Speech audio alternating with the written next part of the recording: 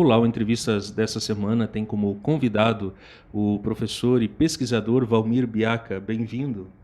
Olá, Caio. É um prazer estar aqui contigo. Você que faz trabalho bonito aí. E nós estamos aí para essa conversa. Obrigado. E o tema da semana são as religiões afro-brasileiras. São muitas essas religiões, professor? Muitas, Caio, porque os africanos, quando vieram para o Brasil, foram vários povos, culturas, é um continente, né? E eles trouxeram consigo a prática religiosa deles e se difundiram aqui pelo Brasil. São várias as tradições. As que mais se destacam, a gente mais conhecida aqui no Sul principalmente, é Umbanda e Candomblé, mas são inúmeras. Eu poderia até citar aqui Xangô, Tambor de Minas, o Molocô, o Batuque, mas no caso aqui a nossa conversa seria mais Umbanda e Candomblé. Como trabalhar esses temas religiosos em sala de aula? O grande desafio nosso é exatamente produzir material pedagógico para os professores. Por quê? Tem a lei, a 10.639/03, que diz que todos os professores têm que trabalhar a história e cultura afro. Tá? E, historicamente, com a vinda dos negros, dos africanos aqui para o Brasil, que foram escravizados, mas existe uma discriminação muito grande, uma discriminação racial, e também com relação à religião dos africanos. Tá? Então, para superar esse preconceito que existe, é através do conhecimento.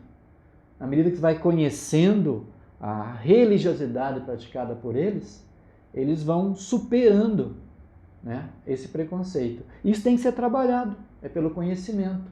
Então, o nosso trabalho está focado na pesquisa e produção de material para os professores, para que os professores possam superar também o preconceito que está incutido na cultura e trabalhar livremente, de uma forma segura, com os alunos em sala de aula. Quais seriam as principais diferenças entre as religiões afro-brasileiras? No caso, as que mais se destacam é Umbanda e Candomblé.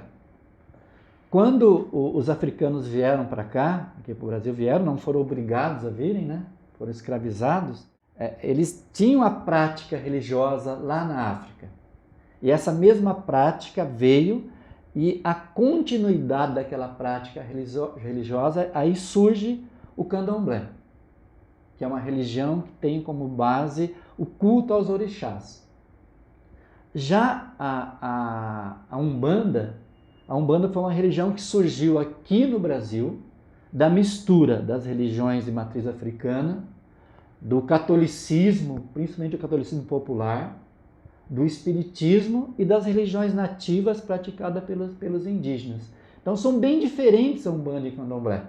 É necessário conhecer minimamente essas diferenças para poder fazer um trabalho em sala de aula para romper esse preconceito que existe contra as religiões de matriz africana.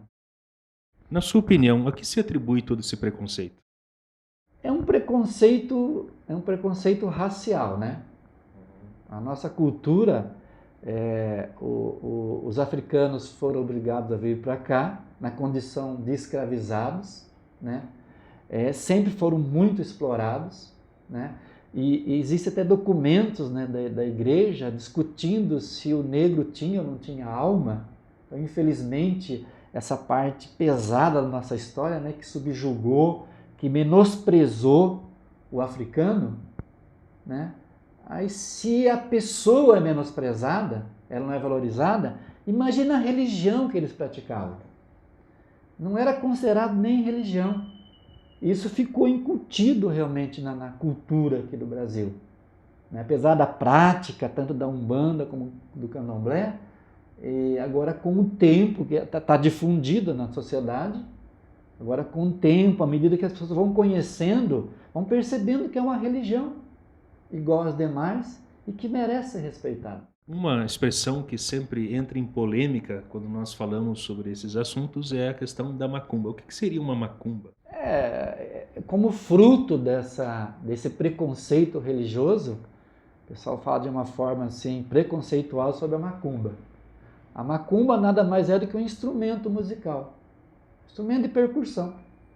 Tá? Só que geralmente o que acontece assim, as pessoas não conhecem a religião, mas eles ouvem lá o batuque, que é um som sagrado para os africanos.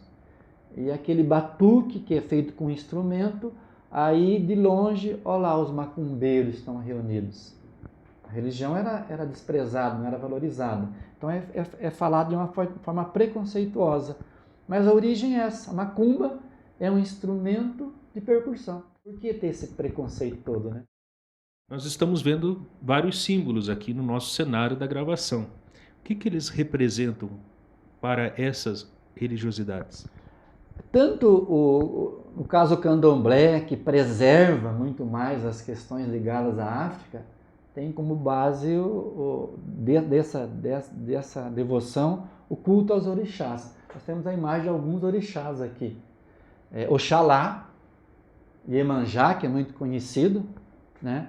E que são divindades que no candomblé são cultuados até hoje, de uma forma muito bonita, com as giras, as homenagens, e alguma imagem de Preto Velho, que é muito conhecido, Zé Pilintra. Uma diferença importante aí da Umbanda e Candomblé é que no Candomblé tem o culto aos orixás. Na Umbanda não existe o culto aos orixás, mas o culto às entidades, a incorporação são das entidades. O Preto Velho ficou muito difundido no Brasil, até por conta da mídia, né? Então, é uma das entidades que eles incorporam lá na Umbanda para atender as pessoas, para dar conselho, né? E as pessoas buscam muito o terreiro, principalmente é mais difundido até a Umbanda, porque na Umbanda a comunicação da entidade com a pessoa é na nossa língua. Aí fica mais fácil entender, de ouvir os conselhos, as receitinhas dos chás, das ervas, assim por diante. Já no candomblé, a incorporação é do orixá. O orixá não tem comunicação verbal. A comunicação que existe ali é pelo axé. Você sente a energia do orixá, mas não tem uma comunicação verbal. O orixá não se comunica verbalmente com as pessoas. E Iemanjá? Iemanjá é um orixá que está ligado à energia do mar, da água salgada. Sabe? Todos os orixás estão ligados às energias da natureza. Iemanjá, a água do mar. Por isso que na virada do ano o pessoal faz aquela homenagem, os barquinhos lá no mar, aquela energia da beira do mar. Não é interessante? Não traz uma sensação boa? Que lá que é o axé que vem desse orixá que é Iemanjá. Nós estamos vendo aí também os búzios, né? Jogo de búzios. Isso poderia pegá-lo e explicar um pouquinho o que eles significam? Os búzios também tá ligado aos orixás. Eles é uma forma divinatória, né? Isso aqui é sagrado para principalmente o candomblé, a Umbanda também. Mas no candomblé, eles fazem o jogo de búzios, o pessoal interpreta muito mal, como se fosse um jogo de adivinhação, não é? Vai muito além disso. Mas é um jogo divinatório, onde as pessoas querem orientação para a sua vida, né? Como agir profissionalmente, como agir no amor, nos negócios. E os orixás, através das histórias, né? Eles vão dando as dicas pra gente. É um jogo muito bonito e interessante. E o que não pode faltar num jogo de búzios? Aqui tem os elementos, né, presentes, principalmente as conchas, né? E através do jogo, da posição que ficam essas conchinhas aí, eles vão dando o recado para aquele que quer ver a orientação que ele recebe do pai de santo, Balorixá, que é aquele líder que tem um conhecimento muito profundo para dar essa orientação para aqueles que buscam orientação. Mas os búzios estão presentes em todas as religiosidades africanas ou só em algumas? Não sei. Principalmente no candomblé. Tá? Porque eu falei para você, no candomblé não tem comunicação verbal entre o orixá e as pessoas. A comunicação é pelo axé. A linguagem mais utilizada no candomblé é o Yorubá, que veio da África. Então a forma de se comunicar dos búzios, do orixá falar com as pessoas é através dos búzios. Já na Umbanda, a entidade conversa naturalmente com as pessoas. Um exemplo só para entender por que muitos procuram o terreiro de Umbanda, principalmente. A mãe está com dificuldade lá porque o filho não está muito bem de saúde, vai no posto de saúde, não consegue ser atendido. Aí a vizinha fala, vai lá no terreiro, ela chega lá, uma entidade passa um chazinho já para ela lá, faz uma conversa e faz bem para a criança. Que é a medicina natural, que está presente na natureza.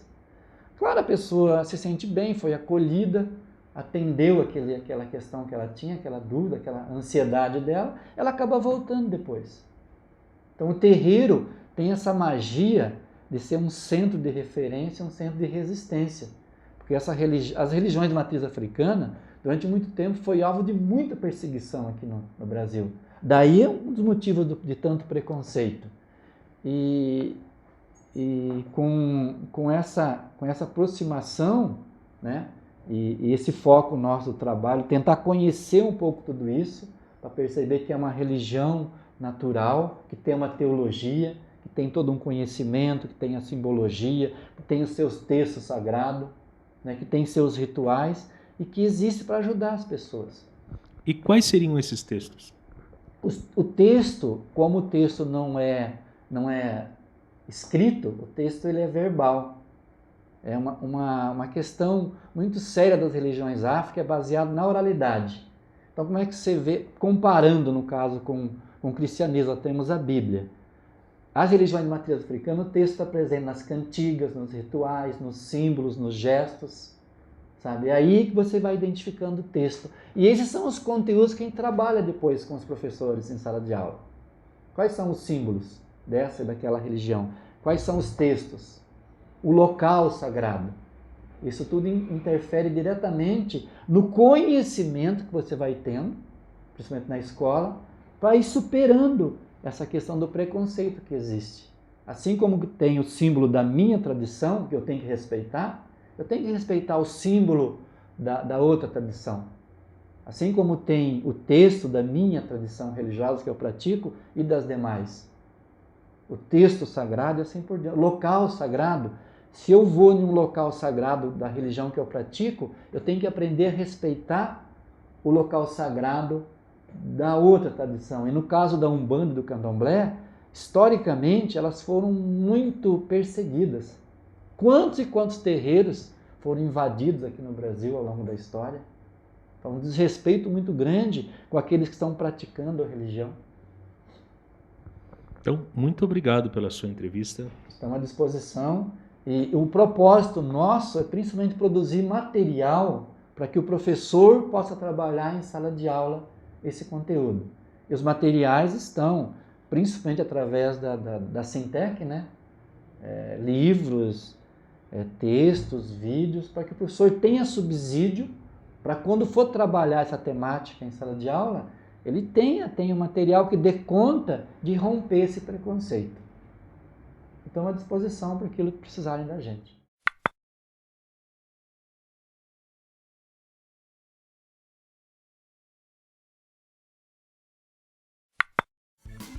Se você gostou desse vídeo, clique em gostei logo abaixo dele e ajude-nos a divulgá-lo. Aproveito para te convidar para acompanhar as próximas entrevistas que serão publicadas neste canal. Para acompanhá-las, clique na palavra inscreva-se que você vê aí na tela. Até mais!